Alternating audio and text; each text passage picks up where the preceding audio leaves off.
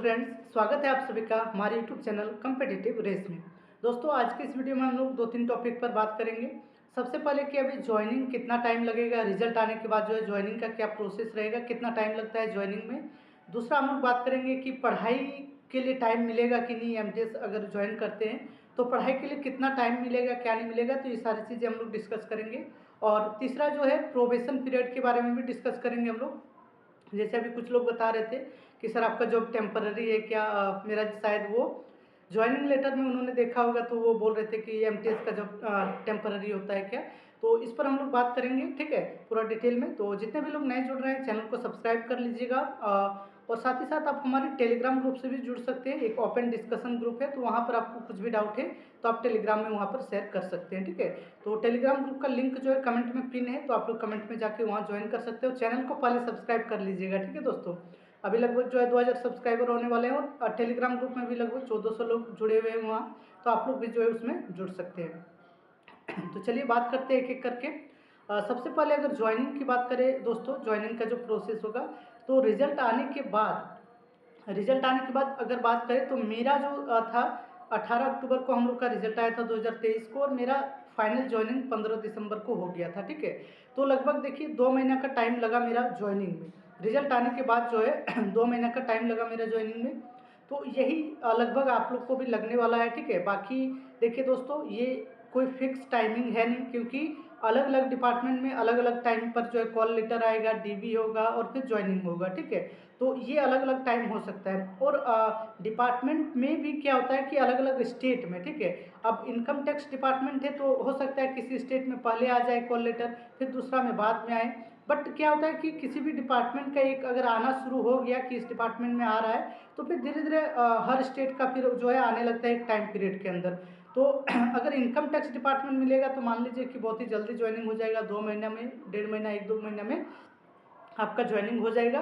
क्योंकि उसी डिपार्टमेंट से जो है सबसे पहले कॉल लेटर, जैसे 2022 में यही हुआ था, उसी डिपार्टमेंट से सबसे पहले जो है कॉल लेटर आना शुरू हो गया था।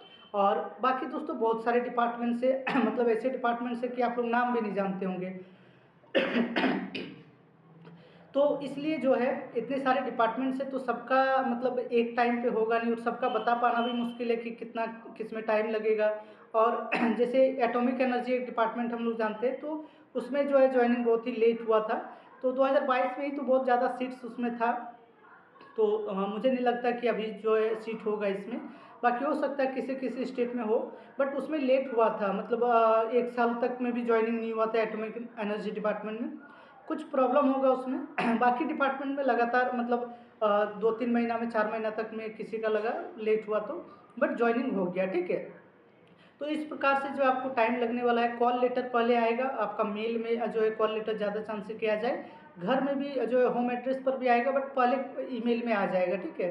तो ऐसा हो सकता है डिपार्टमेंट जो अलोकेशन लिस्ट जो है वो ना आए, डायरेक्ट आपका कॉल लेटर। ज़्यादातर यही हुआ था हम लोग के साथ में कि पहले जो है आ गया था कॉल लेटर, बाद में डिपार्टमेंट एलोकेशन लिस्ट आया, ठीक है।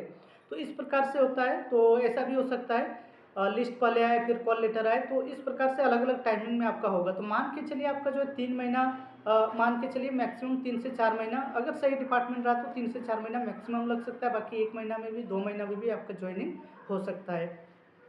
तो ये बात हो गई हम लोग का ज्वाइनिंग को लेकर। अब जो है पढ़ाई को लेकर बात करेंगे। अब प्रोबेशन पीरियड के बारे में बता देता हूँ आप लोग को, क्योंकि आप लोग जो है जॉब करने वाले होंगे तो ये ज़रूरी है आपको सारी चीज़ें जानना प्रोबेशन पीरियड के बारे में। तो देखिए दोस्तों, मेरा जो टेम्पररी लिखा हुआ है वो हर जॉब में, सिर्फ एमटीएस का ही बात नहीं है, हर जॉब में जो है एक टेम्पररी पीरियड होता है 2 साल का, जो जिसको हम लोग प्रोबेशन पीरियड बोलते हैं, ठीक है। प्रोबेशन पीरियड में 2 साल तक में क्या होता है कि आपका कैरेक्टर ये सब जो है देखा जाता है। उसी बीच पुलिस वेरिफिकेशन हो गया, ये और फिर हो गया आपका डॉक्यूमेंट जो है वो सब चेक होता है थोड़ा बहुत।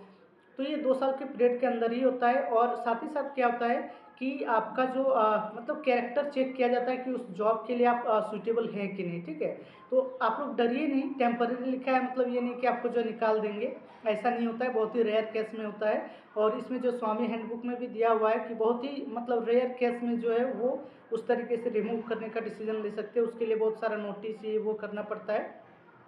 तो मतलब क्या है कि कैरेक्टर आपका देखा जाता है ज़्यादा, मतलब ये ना रहे पुलिस वेरिफिकेशन में मान लीजिए बाद में कुछ मिल गया, या फिर आप जॉब कर रहे तो वहाँ घूस वूस का, या फिर जो है सीनियर के साथ इस प्रकार से मतलब सही से नहीं आ रहे हैं, दिमाग मतलब सही नहीं है, तो उस स्थिति में ऐसा हो सकता है कि रिमूव करें, या फिर बाकी इसमें कोई डरने वाली बात नहीं है, आपका 2 साल बाद वो परमानेंट जो है हो जाएगा, ठीक है।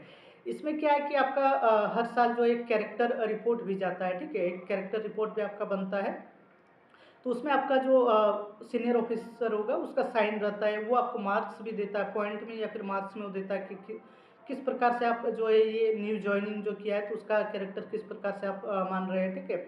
और रिमार्क्स भी उसमें लिखना होता है, फिर अपना जो है खुद से आप भरिएगा कि आप क्या क्या काम करते हैं, क्या है, तो फिर वो अपना जो है उस हिसाब से वो पॉइंट और ये सब देते हैं। तो मैं यही कहूँगा कि 2 साल तक लगभग अपना सीनियर जो भी होगा आप उससे बनाए रखिए अपना, ठीक है, सीनियर से बनाए रखेंगे तो सही रहेगा, क्योंकि अगर वो कुछ उस तरीके से उल्टा सीधा लिखता है तो मान लीजिए रिमूव का तो छोड़िए, रिमूव हो या ना हो, ठीक है, बट आपका प्रमोशन में या फिर बाकी आगे थोड़ा दिक्कत हो सकता है बाकी चीज़ों में, तो इसलिए जो है ये प्रोबेशन पीरियड है, तो इसमें डरने की बात नहीं है, वो आपका परमानेंट जॉब ही है, ठीक है, एमटीएस हो या फिर कोई भी जॉब होता है तो ये 2 साल प्रोबेशन पीरियड होता है, ठीक है। ये हो गया। अब पढ़ाई को लेकर जो लोग पूछ रहे थे कि सर एमटीएस जॉब होने के बाद पढ़ाई होगा कि नहीं, तो देखिए टाइमिंग तो आपका फिक्स है कि आपका जो सुबह आपको 9 बजे या 10 बजे के बीच में आपको जाना है, शाम को जो है 5 बजे तक आपका या 6 बजे तक कहीं कहीं रहता है, तो इतना जो है आपका जो टाइम पीरियड रहेगा, ठीक है। तो इस टाइम पीरियड में तो मान लीजिए तो सुबह का टाइम आपके पास है, तो सुबह आप निकाल के टाइम निकाल के पढ़िए, इसमें मतलब मैं क्या बोलूँ, सबका इंडिविजुअल वो डिपेंड करेगा, सुबह तो आपको पूरा टाइम मिलेगा ही, जब तक ऑफिस नहीं जा रहे उससे पहले तो आप जल्दी उठना सुबह शुरू कर दीजिए, ठीक है। फिर शाम को आ रहे तो फिर रात का टाइम, तो ये क्या है कि हाँ थोड़ा सा टाइट शेड्यूल रहेगा, बट आपको अगर वो प्रायोरिटी देंगे पढ़ाई को तो ज़रूर आप पढ़ाई कर सकते हैं, इसमें कोई दिक्कत नहीं है, ठीक है। बाकी जैसे ऑफिस में आप पढ़ाई कर सकते हैं कि नहीं, तो ये देखिए दोस्तों, ये चीज़ मैं शुरू से ये बता रहा हूँ कि ऑफिस में पढ़ने को लेकर आप जो है ज़्यादा मतलब टेंशन मत लीजिए, वहाँ पढ़ाई नहीं होगा, ठीक है। आप यही मानकर चलिए कि ऑफिस में ज़्यादा आपका पढ़ाई नहीं होगा, हाँ मोबाइल निकाल कर 1-2 घंटा इस तरीके से मतलब निकाल सकते हैं। अगर मैंने जैसे बताया कि अगर आप पढ़ाई को प्रायोरिटी देते हैं, आपके मन में ये रहता है कि नहीं मुझे जो है आगे कुछ ना कुछ करना है, बड़ा जॉब लेना है, तो आप पढ़ लेंगे मोबाइल वहाँ पर ऑफिस में भी काम करके आप जो है पढ़ लेंगे, तो ये हो सकता है। बट ऑफिस में आप ऐसा नहीं कर सकते कि एकदम बुक निकाल के पढ़ रहे हैं या फिर बहुत ज़्यादा टेस्ट सीरीज ये सब लगा रहे हैं, 1-2 ऐसे लगा सकते हैं, फ्री टाइम तो रहेगा ही, ऐसा नहीं है कि आपको जो है पूरा 8 घंटा जो है आपको काम ही करना है, ऐसा नहीं रहता है। तो ऑफिस में भी कुछ ना कुछ जो है थोड़ा बहुत पढ़ाई कर सकते हैं, बट उस प्रकार से आप ज़्यादा होप मत रखिए, क्योंकि देखिए दोस्तों डिपार्टमेंट इतने सारे हैं, मैंने सब डिपार्टमेंट का देखा नहीं है कि कैसे क्या काम होता है, ठीक है।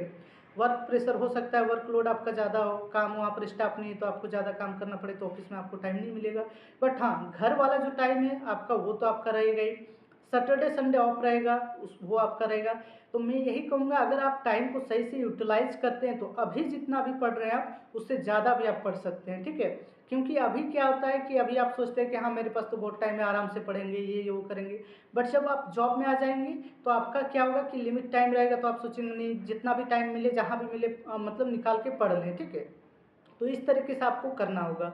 बाकी क्या होता है कि कहीं कहीं एक सिटी में आप रह रहे हैं तो हो सकता है कि आप बहुत दूर जो है ऑफिस से रूम लिए हैं, या फिर क्वार्टर तो बाद में अभी क्वार्टर का छोड़ दीजिए, एक सिटी में तो बहुत ज़्यादा ये रहता है कि अभी मतलब अवेलेबल नहीं रहता है, तो फिर क्या होगा ट्रैवलिंग में आपका बहुत ज़्यादा टाइम जाएगा। तो फिर यही है कि अगर आप पढ़ाई को प्रायोरिटी देना चाहते हैं तो आप पास में रूम ले लीजिए कहीं, ठीक है, पैसा ज़्यादा लगेगा थोड़ा, अपना स्कूटी खरीद लीजिए, इस प्रकार से आप कर सकते हैं, ठीक है। प्रायोरिटी अगर देंगे थोड़ा सा माइंडसेट दोस्तों मैं यही कहूँगा माइंडसेट आपको चेंज करना पड़ेगा, ठीक है।